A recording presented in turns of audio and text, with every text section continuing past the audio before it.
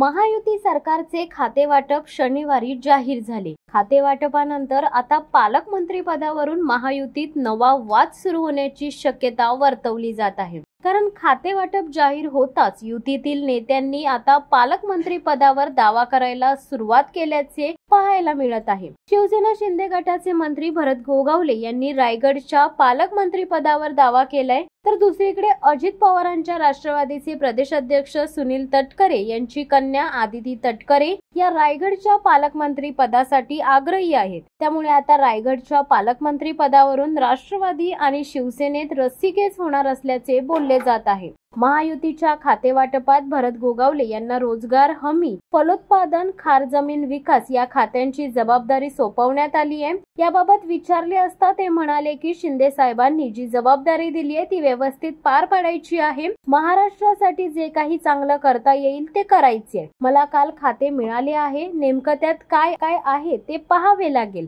त्यानंतरच पुढची दिशा ठरवू असे त्यांनी म्हटले। ते पुढे म्हणाले की मंत्रीपद मिळाल्यानंतर आज पहिल्यांदा रायगडमध्ये जात आहे। माझे कार्यकर्ते स्वयंस्फूर्तीने जंगी स्वागत करणार आहेत। रायगडच्या 6ही आमदारांना सांगितले आम्हाला पालकमंत्री हवंय, त्यामुळे रायगडच्या पालकमंत्री पदावर 100% दावा असल्याचे त्यांनी म्हटले। आता भरत गोगावले यांच्या दाव्यानंतर रायगडचे पालकमंत्री पद नेमकं कोणाला मिळणार हे पाहणं आता महत्त्वाचं ठरणार आहे। मागील काळात अनेक नेत्यांनी कोर्टवरून आपल्याला डिवचले, आता आपण कोट घातलाय आणि मंत्रिपदाची शपथ देखील घेतली आहे। शपथविधी सोहळ्यानंतर आपण अजित पवार आणि तुमच्यात नेमकी काय कुजबूज झाली होती असे विचारले असता भरत गोगावले म्हणाले की दादांना आठवण करून दिली। ते त्यावेळी बोलले होते की मी कुठेही असलो तरी मला निमंत्रण द्या, मी राज्यपालांना सांगतो आणि म्हणून मी त्यांना आठवण करून दिली की दादा मी पण आता मंत्री झालोय, कोटही घातलंय, त्याबद्दल त्यांना धन्यवाद दिले असा टोला भरत गोगावले यांनी अजित पवारांना लगावलाय।